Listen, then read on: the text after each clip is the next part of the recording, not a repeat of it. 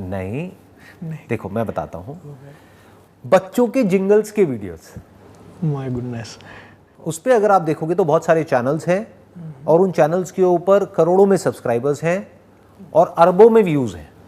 वाह, तो क्या ये राइटिंग से कनेक्टेड है या नहीं है? एब्सोल्युटली। अगर आप अच्छा लिख सकते हो तो आप फ्रीलांसिंग बेसिस पे ऐसे भी किसी पर्सन को हायर कर सकते हो जो उसमें म्यूजिक दे दे पीछे से जो आपने लिखा है, और ऐसी भी किसी फीमेल को या मेल को हायर कर सकते हो जो कि उसको जिंगल फॉर्म में कन्वर्ट कर दे। ओके। और उसके साथ कुछ इंटरेस्टिंग से विजुअल्स ऐड हो जाए।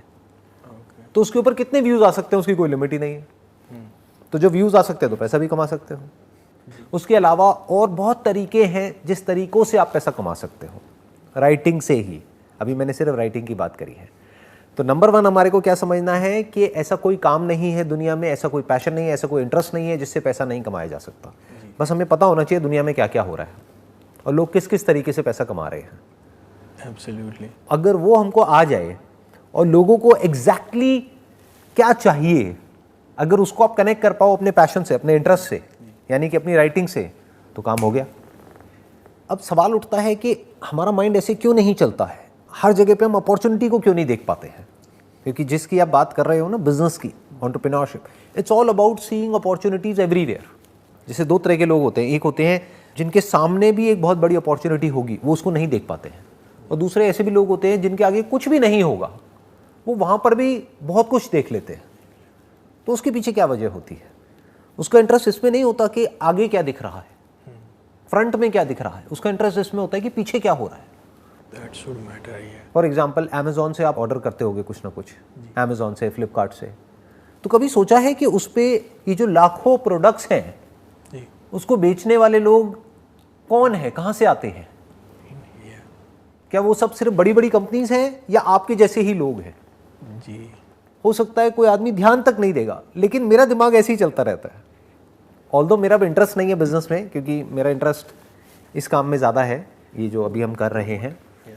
मेरी वाइफ मेरा मजाक उड़ाती है, वो कहती है कि आज कहाँ जा रहे हो, आज कमाने वाले काम पे जा रहे हो या गंवाने वाले काम पे जा रहे हो? ये अभी गंवाने वाला काम है। So you are getting where I am coming from. For example, मैं अपने घर के लिए अभी कुछ फ्लावर पॉट्स होते हैं वो ऑर्डर कर रहा था जी।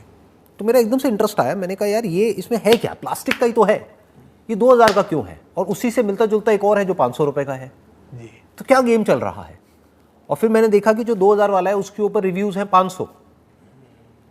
तो इसका मतलब क्या है, अगर 500 रिव्यूज़ हैं तो जो भी खरीदता है हर कोई रिव्यू तो नहीं देता है, तो इसका मतलब वो कम से कम भी नहीं तो 5000 बार बिक चुका है। अगर 10% भी हम मान के चलते हैं कि जिन लोगों ने रिव्यू दिया होगा, तो 1 सेकंड में आप कैलकुलेट कर सकते हो कि अगर 5000 बार वो प्रोडक्ट बिका है और उसी कंपनी के और भी बहुत सारे प्रोडक्ट्स हैं, तो अगर आप देखेंगे वहाँ पे और कितने सारे उनके प्रोडक्ट्स हैं और हर प्रोडक्ट के ऊपर इतने इतने रिव्यूज़ हैं, तो आप आइडिया लगा सकते हो कि उनके कितने प्रोडक्ट्स बिक चुके हैं। फॉर एग्जाम्पल, 50,000 प्रोडक्ट्स बेच दिए हैं। एक प्रोडक्ट के ऊपर अगर सारे एक्सपेंसेस हटा करके मान लो एक प्रोडक्ट पे 500 रुपये भी कमाया, तो मल्टीप्लाई करो कितना हो गया, 50,000 इंटू 500, 25 लाख, 2.5 करोड़। 2.5 करोड़ रुपए प्रॉफिट, नॉट सेल।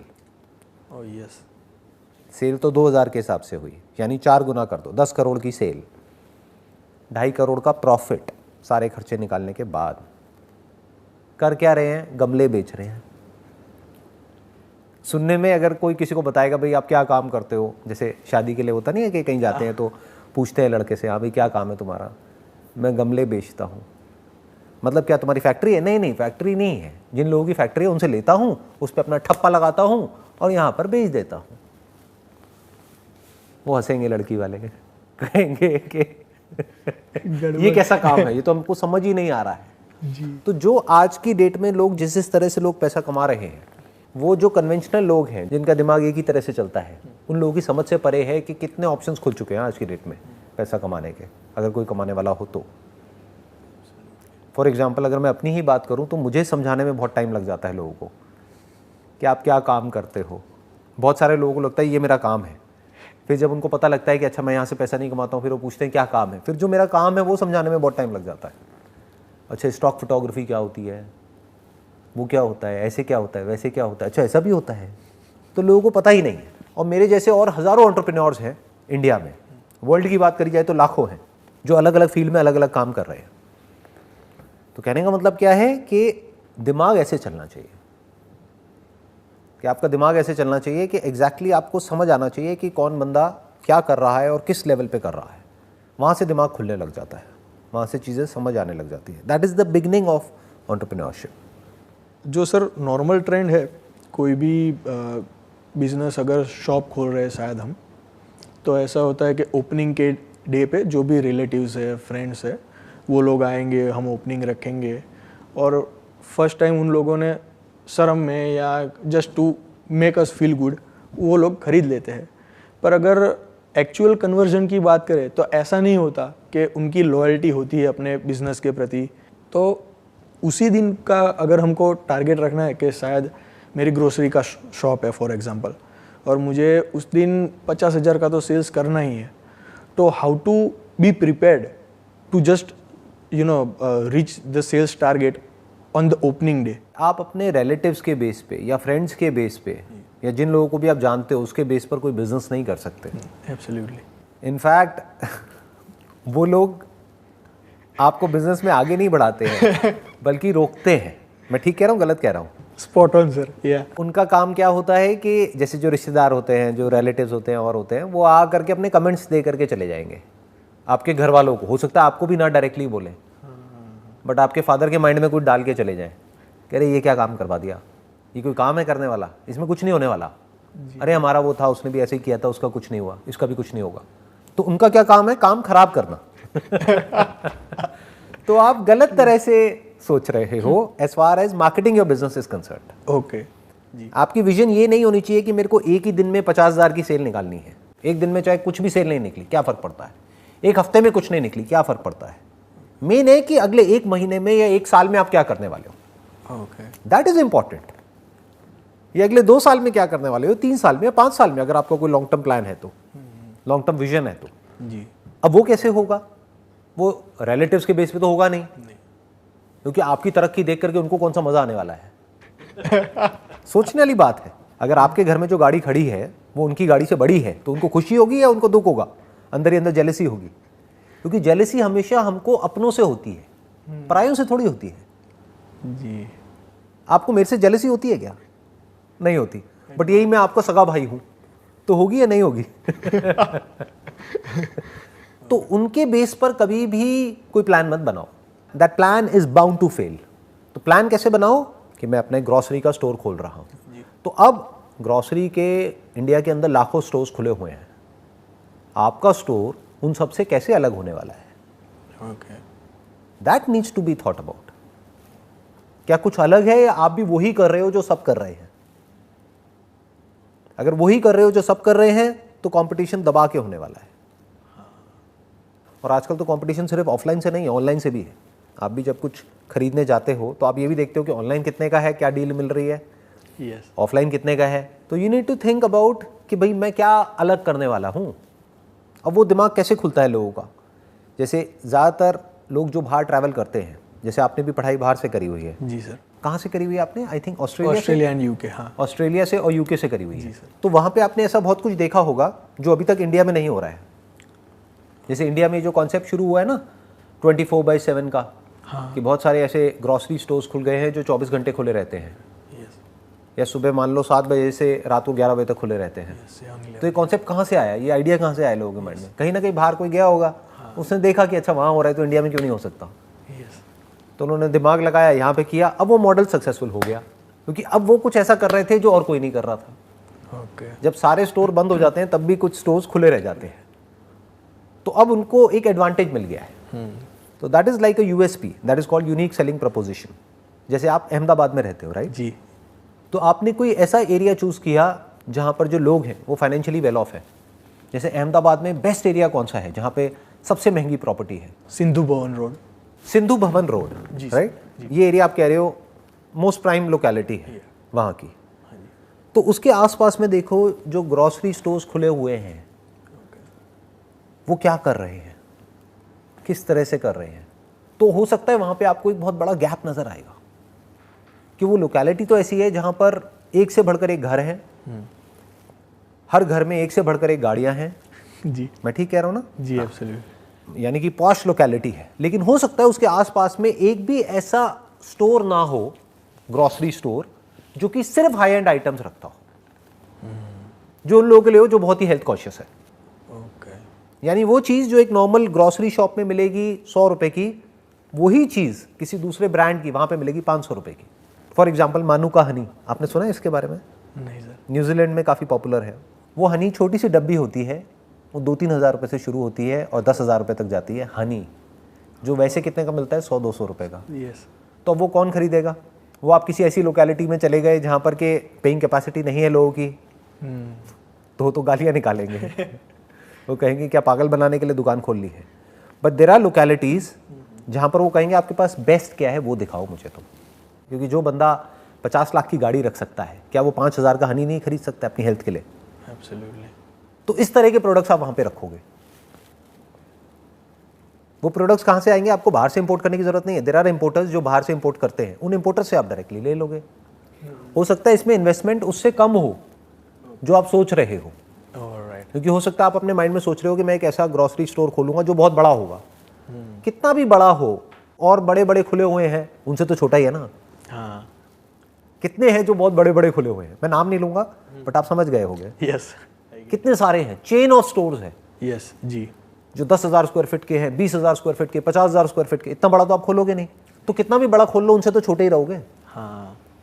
तो मैं क्या कह रहा हूँ, चाहे छोटा सा खोलो, ओके। एक ऐसी शॉप ऐसी जगह पर जहां पर उससे मिलती जुलती और कोई शॉप नहीं है, और प्लस आप उनके घर पे डिलीवर करो। और अपनी मार्केटिंग के लिए एक अच्छी सी बाइक रखो जिसमें कि आपकी ब्रांडिंग हो रखी हो। ओके। तो आपकी एड अपने आप हो रही है। हाँ। जब भी कोई वो बाइक लेकर के जा रहा है, जैसे होती है नॉर्मली सबकी, बट अच्छी सी, इसमें पैसा लगाओ। बजाय बड़ी शॉप में पैसा लगाने के छोटी शॉप खोलो, होम डिलीवरी दो। जी। लेकिन जो छोटी शॉप भी आप बना रहे हो वो अच्छी सी बनाओ, बिल्कुल। क्योंकि वहां पे प्रोडक्ट प्रीमियम है, तो देखने में वो शॉप प्रीमियम होनी चाहिए। तो बड़ी शॉप खोल करके उसमें 20 लाख रुपए इंटीरियर में लगाने से अच्छा आप छोटी शॉप खोलो और उसमें 10 लाख रुपए इंटीरियर में लगाओ। ओके। आप समझ गए मेरी बात, मैं क्या कहना चाह रहा हूँ? जी सर। इस तरह से समझ पा रहे हो ना? हाँ, बीइंग स्पेसिफिक। हाँ, you must be very specific कि exactly what is it that you are going to do. किस गैप को आप फिल करने वाले हो, that must be very clear in your mind. तो अगर इस तरह से आप करते हो तो आपके सक्सेसफुल होने के चांसेस बहुत ज़्यादा है, उसमें फेल होने के चांसेस बहुत कम है। क्योंकि एक नीड है जो और कोई देख नहीं पा रहा है और कोई फुलफिल नहीं कर पा रहा है, उसको आप फुलफिल कर जाओ तो काम हो जाता है। फॉर एग्जाम्पल मानुका हनी की अभी हम बात कर रहे थे। हाँ जी। अगर आप डायरेक्टली बाहर से मंगाते हो और आप ऑनलाइन सेल करते हो, अब वहाँ पे क्या होगा, आप देखोगे ऑनलाइन कितने कितने लोग हैं, कितने कितने ब्रांड्स के और कितने कितने में बेच रहे हैं। अब आप क्या करोगे, ईमेल्स डालोगे किसको, न्यूजीलैंड में जो कंपनीज हैं जो इस तरह का हनी बनाती हैं, तो आप देखोगे इंडिया में इन 3 कंपनीज के तो हनी हैं, बट बाकी के 10 ब्रांड्स हैं वहाँ पर जिनका कोई हनी नहीं है। आप उन 10 ब्रांड्स को अप्रोच करोगे, क्योंकि इन 3 ही का अगर आपने निकाल दिया तो अव्वल तो there is a strong possibility कि जो ये 3 ब्रांड्स आपको दिख रहे होंगे अमेजोन पे, फ्लिपकार्ट पे, इनका कोई ना कोई एक्सक्लूसिव एग्रीमेंट होगा इन कंपनीज के साथ में। यस। तो वो कंपनीज आपको एंटरटेन ही नहीं करेगी। नहीं या। तो हो सकता है कोई चौथी, 5वीं या 6ठी, 7वीं कोई कंपनी हो क्या सकता है, होंगी। जी। बाकी की जो नीचे की 10 कंपनियां हैं वो वेट कर रही होंगी कि वो किसी तरह से अपने प्रोडक्ट को इंडिया में मार्केट कर सके, बट कोई इंडिया से उनको अप्रोच ही नहीं कर रहा है। सब उसी टॉप 3 में फोकस्ड है। और इंडिया के लिए क्या टॉप 3 और क्या टॉप 10? अगर मैं कोई XYZ ब्रांड का नाम आपको बताता हूं वहां का, आपको कैसे पता कि वो ब्रांड वहां का नंबर 1 है, नंबर 2 है, नंबर 10 है? हाँ, जो पिक्चर हम समझे मेरी बताएंगे बात? वही दिखेगी। How do people know in India कि which is the best brand of New Zealand? तो अगर आप नंबर 10 वाले ब्रांड को भी अप्रोच करते हो जिसकी क्वालिटी अच्छी है लेकिन ब्रांड नेम इतना स्ट्रांग नहीं है, तो हो सकता है वो आपको और सस्ते में दे दे, जिसको और लोग जो ऑनलाइन बेच रहे हैं मान लो 4,000 रुपए का, उसको आप 2,000 में बेच दो। इसको बोलते हैं मार्केट डिसरप्शन, कि आपने पूरी की पूरी मार्केट को डिसरप्ट कर दिया। अब वो लोग हिल जाएंगे, वो कहेंगे ये क्या हो रहा है कि जो चीज़ हम 4,000 की बेच रहे हैं वो कोई और आ गया है जो 2,000 में बेच रहा है, और फिर भी आप 1,000 रुपये कमा रहे हो उसमें, क्योंकि पीछे से आपको मान लो 700-800 रुपये का पड़ रहा है। तो अब इसमें क्या चाहिए आपको? इसमें आपको सीखना पड़ेगा कि अमेजोन पे या फ्लिपकार्ट पे या कहीं पर भी मार्केटिंग कैसे करते हैं। जी। मतलब वहाँ पर भी आप एड्स रन कर सकते हो। समबडी सर्चिंग फॉर हनी और मे बी ऑर्गेनिक हनी या मानुका हनी, तो आपकी ऐड आएगी। ऐड में पैसा लगाओ और पैसा कमाओ। बिजनेस करना वैसे सही बता रहा हूँ बहुत आसान होता है, बट थॉट प्रोसेस की सारी प्रॉब्लम है। ऐसे बहुत सारे एजेंट्स हैं जिनका काम ही यही है। वो क्या करेंगे, आपने उनको बताया कि मेरे को इस कंपनी से, एक बार आपकी डील फाइनल हो गई ऑनलाइन, मान लो ईमेल के थ्रू, फिर आपने इस कंपनी को बोल दिया, इस एजेंट को बोल दिया कि अब मेरे को इतनी क्वांटिटी यहाँ से यहाँ पर चाहिए, तो बाकी सारा काम उनका है, उनकी हेडेक है। अच्छा। वो अपना कुछ कमीशन लेंगे थोड़ा बहुत बीच में, और आपका प्रोडक्ट आपको मिल गया। हाँ, तो आप फोकस कर सकते हो हाउ टू सेल, क्योंकि वो लाने का हेडेक आपको नहीं रहेगा। इंपोर्ट करने का सारा हेडेक आपका है ही नहीं। वो किसका है, एक एक्सपर्ट का, जो बंदा उस फील्ड में एक्सपर्ट है, यस, जिसका काम ही यही है। तो वो पूरा हेडेक उसका हो गया। बनाने का हेडेक उस कंपनी का हो गया। आपका हेडेक क्या है, आपके घर में प्रोडक्ट आ गए, छोटे छोटे से डब्बे हैं।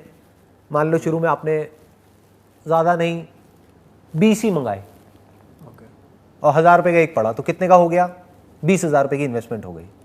अब आपकी सेलिंग स्किल्स और मार्केटिंग स्किल्स यहाँ पर काम आएगी। अगर आप 20 बेच सकते हो तो आप 200 भी बेच सकते हो, 200 बेच सकते हो तो 2000 भी बेच सकते हो, और एक प्रोडक्ट बेच सकते हो तो दूसरा भी बेच सकते हो।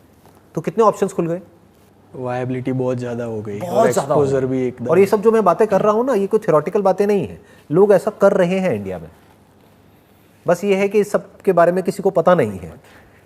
तो ये मैं जो सीक्रेट्स हैं अंदर के, वो सब ओपन कर रहा हूँ। जी, thank you sir. Most welcome जी। और सर, ज़्यादातर बिजनेसेस में ऐसा होता है कि when you have just started off, तो कोई एक क्लाइंट होता है जो 60-70% ऑर्डर देता है। ऑल ऑफ द सडन, जैसे आपने बोला कि अभी हम शुरू कर रहे हैं, we are new and some of established player are already there, तो वो उनको बेटर ऑफर दे के अगर वो कस्टमर को अपने पास ले लेंगे, तो हमारा नया सेटअप है वो कोलैप्स हो जाएगा। जैसे आपने बोला कि मार्केट डिसरप्शन आप कर सकते हो ये स्ट्रेटेजी से, तो उस चैलेंज को कैसे ओवरकम किया जाए? जो अभी आपने एग्जांपल दिया कि फॉर एग्जांपल आपने कोई नया बिजनेस शुरू किया और कोई क्लाइंट है, वो आपके बिजनेस का मान लो 50% रेवेन्यू जनरेट कर रहा है, और वहाँ पर एक एग्जांपल ले लेते हैं कि उसने पेमेंट देने से ही मना कर दिया। बड़ा कॉमन है। हाँ, बिग उसने प्लेयर्स पहले बोला कि मैं 30 दिन में पैसा दे दूंगा, उसके बाद 60 दिन हो गए, 90 दिन हो गए, 6 महीने हो गए, वो पैसे ही नहीं दे रहा है। क्या कर लोगे? कोर्ट में जाओगे तो 20-30 साल गए आपके। वो तो अब क्या करोगे? फंस गए ना। जी काम शुरू होने से पहले ही बंद हो गया। जी। तो बिजनेस को डाइवर्सिफाइड तरीके से करो। शुरू में बड़ी मछली को पकड़ने की बजाय छोटी छोटी बहुत सारी मछलियों को पकड़ो। कि बड़ी मछली को पकड़ने के लिए बड़ा और स्ट्रांग नेट भी तो होना चाहिए ना। अपने छोटे से नेट से आप बड़ी मछली को पकड़ने जाओगे तो नेट ही फट जाएगा। जी। तो उस छोटे से नेट से छोटी छोटी बहुत सारी मछलियों को पकड़ लो। यानी कोई भी एक भी ऐसा क्लाइंट आपका नहीं होना चाहिए जहां से कि आपकी रेवेन्यू का मान लो 10% से ज़्यादा वहां से आ रहा है। तो कोई डर नहीं है। डूबा भी तो कितना डूबा, 10% डूब गया, कोई बात नहीं, क्या हो गया, बाकी का 90% तो चल रहा है ना, मैनेज हो जाएगा। तो ऐसे काम करो ही मत। ओके, इनिशियल डेज में, इनिशियल में मत करो। जब आपके पास फंड्स हो, मान लो बिजनेस करते करते आपको 1-2 साल हो गए हैं, आप बड़ों को अप्रोच करो ना, और ये सोच करके करो कि अगर मेरा पैसा डूब भी गया तो मुझे फ़र्क नहीं पड़ता, उतने का ही मैं रिस्क लूँगा।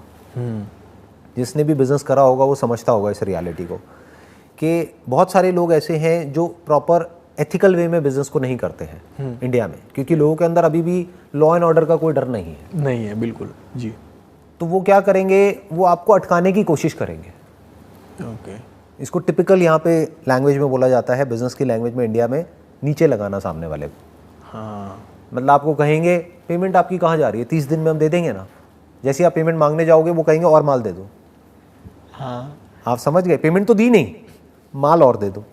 फिर आप माल दोगे 100 रुपये का, पेमेंट वो देंगे 50 रुपये की।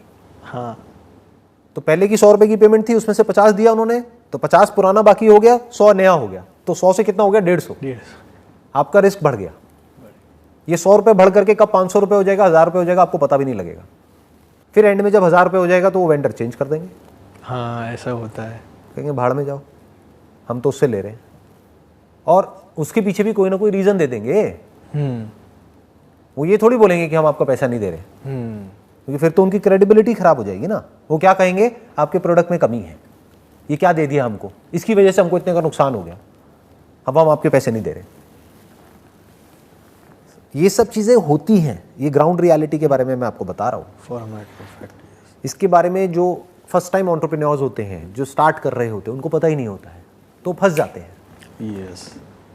तो ऐसे काम करो जहाँ पर अगर पैसा आपका डूब भी जाए तो आपको फर्क ना पड़े, आपका मंथली कैश फ्लो पे असर नहीं पड़ता, you will be able to maintain. 5-10% चला भी गया तो उससे बिजनेस में फर्क नहीं पड़ता ना। जी। बेटर स्टिल अगर आपने पूरा ही डाइवर्सिफाई कर दिया कि एक क्लाइंट से आपका 1 या 2% से ज़्यादा आता ही नहीं है, तो कोई डर ही नहीं है। हाँ, वो आप अगर वो ज़्यादा नौटंकी करे या ज़्यादा ऐसी कोई उल्टी सीधी टर्म्स आपके सामने रखे जो आपको ठीक नहीं लगते, तो आप ना कह सकते हो उसको। एब्सोल्युटली। वो ओवर नेगोशिएट करे, जितना आपका मार्जिन है उससे भी नीचे आपको ले जाने की कोशिश करे। आप बोल तो मैं नहीं देता प्रोडक्ट, वो कहेगा मैं कॉम्पिटिटर के पास चला जाऊँगा, चले जाओ, आपको क्या फ़र्क पड़ रहा है। हाँ। आपका 98% या 99% बिजनेस तो इंटैक्ट है ना। Yes, secure. ऐसे सोचा जाता है। तो जो फर्स्ट टाइम एंटरप्रेन्योर्स है सर, उनके लिए व्हाट वुड यू सजेस्ट कि suppose I have got 10 lakh rupees with me, so 1-1 lakh के 10 डिफरेंस एक्सपीरियंसेस लेना बेटर है या 10 लाख एक ही बिजनेस में लगाने के वो एक्सपोजर लेना बेटर रहेगा? 1-1 लाख 10 बिजनेस में आप लगाओ, वो बेटर है।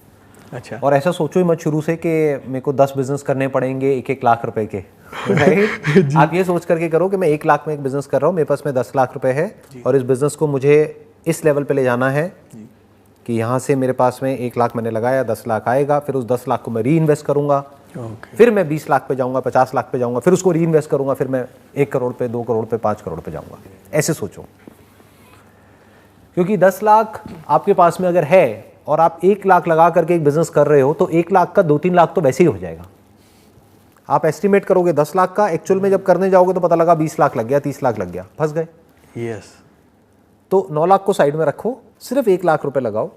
अब वहां पे एक प्रॉब्लम क्या आएगी कि हमारा दिमाग कैसे चलता है कि 1 लाख में बिजनेस कैसे होगा। अरे नहीं, ऐसा नहीं है। 1 लाख बहुत बड़ा अमाउंट होता है एक बिजनेस को करने के लिए। It's all about how you are doing it, not what you are doing it. जी, ये पॉइंट इंपॉर्टेंट है, मैं दोबारा बोलूंगा। It's all about how you are doing it, not what you are doing. लोग ये समझते हैं business is all about what needs to be done, क्या करूं क्या करूं क्या करूं। अरे करने को तो बहुत कुछ है, कुछ भी कर लो, कैसे करोगे, दैट इज मोर इंपॉर्टेंट। जैसे मैंने अभी कोई भी नई बात नहीं करी, ऐसी बात नहीं करी कि आप वहां चले जाओ, यहां चले जाओ, ये कर लो, वो कर लो, राइट? मैंने क्या करा, जो भी आपने बोला उसी से रिलेटेड आपको एग्जांपल्स दिए हैं जो कि ग्राउंड रियलिटी पे बेस्ड है। प्रैक्टिकल। आपने ग्रोसरी की बात करी, मैंने आपको बताया कि ग्रोसरी से रिलेटेड कैसे किया जा सकता है। ऑनलाइन का मैंने आपको बताया कि कैसे किया जा सकता है, और वो भी स्ट्रेटेजिकल भी आपने जो बताया कि हनी का जो आपने एग्जांपल दिया था कि उसमें ज़्यादातर फर्स्ट टाइम एंटरप्रेन्योर्स स्टक ऐसे ही हो जाएंगे कि सारा ऑपरेशन खुद ही मैनेज करने में लग जाएंगे। तो जैसे मैं फर्स्ट टाइम कर रहा हूँ, उधर से कुछ आ रहा है, उन लोगों ने कुछ डॉक्यूमेंटेशन में गड़बड़ कर दी या कुछ ऐसे, तो वो क्लियर करने में मेरा 2-3 महीना आराम से निकल जाएगा और वो पता भी नहीं चलेगा। अदरवाइज उससे बेटर है कि just higher a professional expert, pay them, right? It is an investment, not a cost. ये बेसिकली ना इंडिया में प्रॉब्लम है। यहाँ पे प्रॉब्लम क्या है कि लोगों को एक्सपर्टीज की वैल्यू नहीं पता है। इंडिया में लोगों को टाइम की वैल्यू नहीं पता है। ये बहुत बड़ी प्रॉब्लम है। पैसे की वैल्यू तो पता है, 10-20 रुपए, 50 रुपए, 100 रुपए बचाने के लिए अपना पूरा दिन खराब कर देंगे। लेकिन उस दिन की क्या वैल्यू है ये नहीं पता है लोगों को। तो आपको पहले कैलकुलेट करना पड़ेगा कि मेरी अपॉर्चुनिटी कॉस्ट क्या है। फॉर एग्जाम्पल, आप बिजनेस ना करके अगर जॉब करते हो, यू आर वेल क्वालिफाइड, आपको जॉब भी मिल सकती है जी। फॉर एग्जाम्पल, आपको जॉब मिल सकती है ₹1,00,000 महीने की, तो एक दिन का कितना हो गया, मोटा मोटा 3,000 रुपए। 3 या 3। एक दिन में कितने घंटे आप काम करते हो? 10 घंटे मान लो काम करते हो, तो 1 घंटे की आपकी वैल्यू कितनी हो गई? 300 रुपए। तो आपको पता होना चाहिए अपने माइंड में कि मेरे 1 घंटे की वैल्यू 300 रुपए है जी।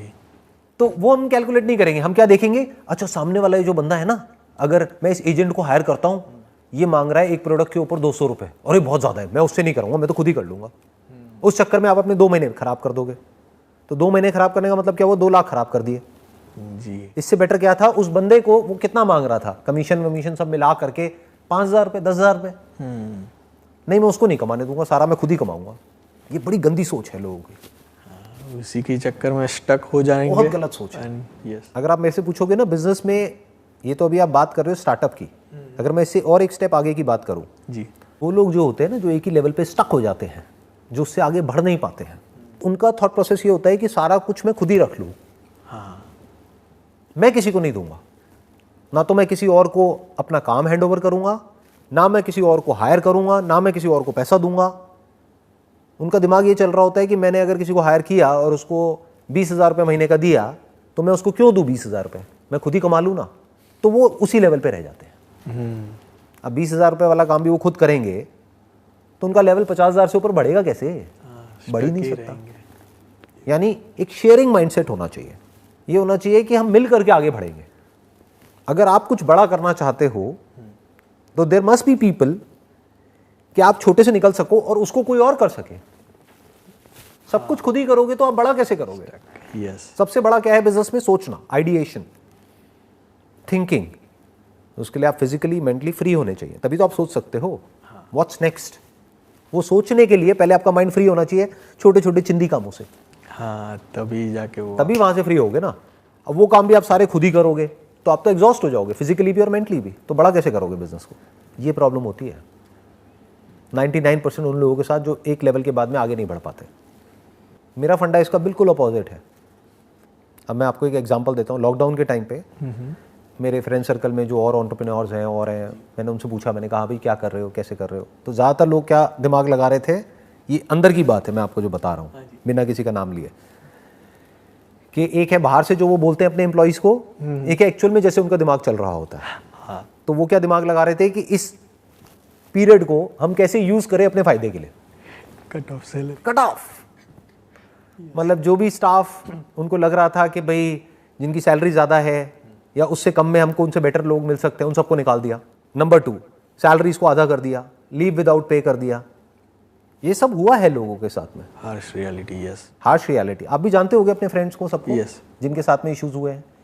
बहुत सारे लोग हैं अनएम्प्लॉयड हो गए हैं, बहुत सारे उनकी सैलरीज आधी हो गई हैं, बहुत सारे हैं उनको लीव विदाउट पे बोल दिया यस, हुआ है। कि ठीक है आप लीव पे हो लेकिन हम पे नहीं करेंगे, लीव पे ही रहो, लीव पे ही रहो।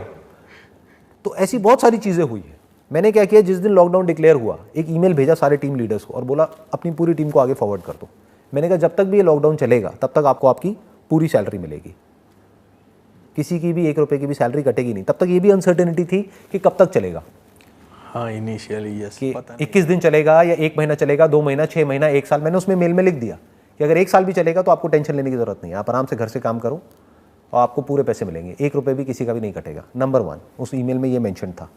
दूसरा, मैंने उसमें कहा कि क्योंकि मैं समझ पा रहा हूँ कि लोगों की लाइफ में क्या क्या प्रॉब्लम्स आ रही हैं, तो मैंने कहा कि just for a time being, जिस दिन लॉकडाउन डिक्लेयर हुआ उसके अगले दिन ही मैंने डिक्लेयर कर दिया कि अगले महीने की सैलरी आप सबकी डबल है। वाह, क्योंकि कहते हैं ना कि जब आपका टाइम अच्छा चल रहा हो तब तो पूरी दुनिया आपके साथ खड़ी होती है, जी, लेकिन जब टाइम बुरा चल रहा है और उस वक्त कोई आपके साथ में खड़ा हुआ है, वही आपका रियल फ्रेंड है ना, वही आपका अपना है। जी, तो इस सब से क्या होता है, एक ऐसा एक रिलेशनशिप बिल्ड हो जाता है, एक ऐसा स्ट्रक्चर बन जाता है which becomes a win win situation yes, for both the parties, for the employer as well as the employees. तभी वो कंपनी ग्रो कर पाती है, तभी लोग नेक्स्ट लेवल पे जा पाते हैं। अब हमारे साथ में जितने भी लोग जुड़े हुए हैं, we have got more than 100 people working in our company. 99% ऐसे हैं जो पिछले 10 साल से, 15 साल से, 20 साल से सब हमारे साथ ही हैं। क्योंकि सर इस पे भी ज़्यादातर जो इवन मल्टीनेशनल कंपनीज है, they are spending crores on the training के how to retain employ retention. हाँ, कि रिटेन कैसे करें। हाँ, मैंने आपको एक वर्ड में बता दिया रिटेन कैसे किया जाता है। शेयरिंग, दिल से शेयर करो ना। यू नीड टू थिंक कि मैं क्या और दे सकता हूं। ये समझना बड़ा मुश्किल है लोगों के लिए, क्योंकि लोगों की जो आदत है ना, बचपन से ही जो कंडीशनिंग हुई है, अगर आप अपने घर में भी देखोगे, जैसे आप बड़े हुए हो, मांग मांग करके बड़े हुए हैं बच्चे, पेरेंट्स से मांग मांग करके कि अब मुझे ये चाहिए, अब मुझे वो चाहिए, अब ये नया मोबाइल आया, अब ये भी चाहिए, अब ये लैपटॉप भी चाहिए, अब ये भी चाहिए, वो भी चाहिए। चलो यहाँ तक तो ठीक है, अभी आप बच्चे हो, और ज़बरदस्ती लड़ करके, रो करके, झगड़ करके या टेंट्रम्स करके या किसी भी तरह से अपनी बात मनवाने की कोशिश करते हैं। यानी क्या कर रहे हैं, मांग रहे हैं। और फिर मांग लिया, जब वो चीज़ मिल गई तो उस चीज़ पे कब्जा कर लिया। ये तो सबको आता है। उस चीज़ को किसी और को देते कैसे हैं, ये बहुत कम लोगों को आता है। ये दम बहुत कम लोगों में होता है। जिनमें होता है वही एंटरप्रेन्योरशिप में एक लेवल को क्रॉस कर पाते हैं। मतलब अपने बैंक बैलेंस को बढ़ाना कैसे है ये आपको सिखाने की ज़रूरत नहीं है जी। पर उस बैंक बैलेंस में से पैसा निकाल करके अपने एम्प्लॉयज़ के साथ में शेयर कैसे करना है ये कौन सिखाएगा आपको। ये जिसको आता है वो नेक्स्ट लेवल पे जा सकता है। एक्चुअल में दिल से शेयर करना, सिर्फ बाहर बाहर से दिखाने के लिए नहीं, बोलने के लिए नहीं, अपने फायदे के लिए नहीं, एक्चुअल में शेयर करना कि वो लोग करते हैं तो वो डिजर्व करते हैं। ये एटीट्यूड होना चाहिए कि आज जो भी मैं कुछ हूं फाइनेंशियली वो किसकी वजह से हूं, अपने एम्प्लॉयज की वजह से हूं। तो अगर उनके साथ में नहीं शेयर करूंगा तो किसके साथ में करूंगा। अगर दिल से आपकी एक्चुअल में ऐसी थिंकिंग है तो वो लोग भी दिल से आपके साथ में जुड़ गए। अब वो दिल से काम करेंगे, यानी वो उस काम को उस लेवल पे ले जाएंगे जिस लेवल पे आप भी नहीं ले जा सकते। अब आपकी ग्रोथ शुरू हो गई है कंपनी की। मैं सिर्फ बोल नहीं रहा हूं, I am proud to say that कि मेरी कंपनी के जो भी फोटोग्राफर्स हैं वो मेरे से लाख गुना बेटर हैं आज की डेट में। जब शुरू किया था एक टाइम पे, आज से 20 साल पहले, तो मैं बेटर था, बट आज की डेट में वो मेरे से फार बेटर है। क्यों हो पाया ऐसा? क्योंकि वो दिल से काम कर रहे हैं, इन्वॉल्व है, वो एक्चुअल में ग्रो हो रहे हैं अपने काम में। वो काम को काम की तरह नहीं कर रहे हैं। आप समझ गए ना, जैसे ज़्यादातर कंपनीज में होता है, मंडे आ गया, जाना पड़ेगा, करना पड़ेगा, ऊपर से कहा है तो करना पड़ेगा। तब बंदा ग्रो नहीं कर सकता ना, तब कंपनी की भी ग्रोथ नहीं हो सकती, उन लोगों की भी नहीं हो सकती, काम की भी ग्रोथ नहीं हो सकती, क्रिएटिविटी का लेवल नहीं बढ़ सकता। हमारी कंपनी में जो शूट्स आज से 15 साल पहले हुए थे और आज जो हो रहे हैं उसमें ज़मीन आसमान का फ़र्क है। That was all junk. अगर आज के कंपैरिजन में देखा जाए तो इट्स अ फैक्ट। लेवल बढ़ चुका है, बहुत बढ़ गया है। तो कैसे बढ़ गया? कहीं ना कहीं वो जो लोग हैं वो सिर्फ बाहर से बोलने के लिए नहीं बोलते कि ये हमारी कंपनी है, अंदर से they feel this is my company, proud. हाँ, क्यों? क्योंकि मैं भी दिल से ऐसा उनके बारे में सोचता हूँ, और सिर्फ सोचता ही नहीं हूँ, बोलता भी हूँ और शेयर भी करता हूँ। जो भी आपके वर्ड्स हैं वो आपके एक्शन से मैच होने चाहिए, तब ट्रस्ट बिल्ड होता है, और उस ट्रस्ट की वजह से आप आगे बढ़ते हो। और तब भी आपका ये माइंडसेट रहता है कि मेरे को शेयर कैसे करना है, सिर्फ अपने एम्प्लॉयज़ के साथ में नहीं, कस्टमर्स के साथ भी। यानी वहाँ पे एक्चुअल में क्या वैल्यू ऐड मैं कर सकता हूँ, उनकी लाइफ को बेटर कैसे कर सकता हूँ, और ज़्यादा कन्वीनियंट कैसे कर सकता हूँ उनके लिए हर एक चीज़ को, कि एक्चुअल में जो उनको चाहिए, जो भी उनके एक्सपेक्टेशंस हैं हमारी कंपनी से, उसको हम एक्सीड कैसे करें। बताइए आपका नेक्स्ट क्वेश्चन क्या है? बस सर वही था लास्ट के, कैश फ्लो का जो इम्पोर्टेंस है, ना तो बुक्स है इसके बारे में, ना तो राइट कंटेंट है, क्योंकि of course it is very important for all the companies which are out there, और जो उसकी इम्पोर्टेंस समझते हैं they are able to survive. पर न्यू और फर्स्ट टाइम एंटरप्रेन्योर्स कैसे मैनेज कर सकते हैं मंथली कैश फ्लो? देखो, कैश फ्लो को मैनेज करना एक बिजनेस में सबसे ज़्यादा इंपॉर्टेंट है, क्योंकि अगर आपकी कंपनी प्रॉफिटेबल ही नहीं है तो ये सारी बातें जो मैंने अभी तक करी हैं सब बकवास है। As the owner of a business आपका दिमाग हमेशा ऐसे चलना चाहिए that the company must always be profitable right from day one. ये नहीं कि 2 साल बाद या 5 साल बाद। हाँ, कहीं से फंडिंग मिली हुई है तो बात अलग है, ये कोई है उसने $10 मिलियन आपको दे दिया है, $20 मिलियन, $100 मिलियन दे दिया है, अब उसको आप बर्न करते चले जा रहे हो, क्योंकि 1-2 साल आपके पास में है उसको बर्न करने के लिए, जब तक कि आप प्रॉफिटेबल होते हो। या हो सकता है 2-3 साल बाद कोई आकर के आपको बड़ा प्लेयर एक्वायर कर ले। बट अगर आप बात कर रहे हो एक बिजनेस को स्टार्ट करने की राइट फ्रॉम स्क्रैच, जब आपके पास में कोई इन्वेस्टर नहीं है, तो लोन लेना तो मेरे हिसाब से तो बहुत बड़ी बेवकूफ़ी है। लोन लेकर के कभी बिजनेस नहीं करना चाहिए। लोन कितने बुरी तरीके से एक बिजनेसमैन को फंसाता है वो वही समझ सकता है जो इस तरह से देख रहा है। जैसे अगर मैं अपनी बात करूं तो हमारी डेट फ्री कंपनी है, कोई लोन नहीं है, ना था, ना है, ना कभी होगा। अब इसके पीछे रीज़न क्या है, मैं क्यों कह रहा हूँ? क्योंकि लोन अपने आप में एक ट्रैप होता है। लोन आप ले तो लेते हो, बट जब देने की बारी आती है तो लोन का इंटरेस्ट ही इतना हो जाता है कि जो प्रिंसिपल अमाउंट है वो वहीं का वहीं पड़ा रहता है, आप इंटरेस्ट उतारते रहते हो। फिर एक ऐसी स्टेज आ जाती है जब वो प्रिंसिपल भी बढ़ने लग जाता है। ये अपने आप में एक ट्रैप है बहुत बड़ा जी। तो इस ट्रैप में नहीं फंसना चाहिए जब तक कि आपकी कंपनी प्रॉफिटेबल ना हो। तभी आपने अगर ध्यान से ऑब्जर्व किया हो, अभी तक मैंने जो भी आपको एग्जांपल्स दिए वहाँ पे मैंने रेवेन्यू की बात नहीं करी कहीं पर भी। मैंने बात किसकी करी? प्रॉफिट की। प्रॉफिट। जैसे मैंने हनी का आपको एग्जांपल दिया तो वहाँ पर मैंने ये नहीं कहा कि इतने की आपकी सेल हो जाएगी। सेल से क्या होता है? बहुत लोग हैं उनकी सेल है मान लो 10 लाख की, 20 लाख की, बट लॉसेज में जा रहे हैं। तो your target must not be sale, target must be profitability, not down the line 3 years 4 years down the line, right from day 1। कोई भी बिजनेस को सस्टेन करने का मतलब क्या है? Positive cash flows. तभी आप कह सकते हो कि वो बिजनेस सेल्फ सस्टेनेबल है, तभी वो वायबल है। आइडियली एक बिजनेस ऐसा होना चाहिए जो इतना प्रॉफिट कमाए कि उस प्रॉफिट को जब आप री इन्वेस्ट करो तो बिजनेस नेक्स्ट लेवल पे चला जाए, फिर दोबारा से आप री इन्वेस्ट करो, फिर वो बिजनेस और नेक्स्ट लेवल पे चला जाए। इसको एक्चुअल बिजनेस कहते हैं।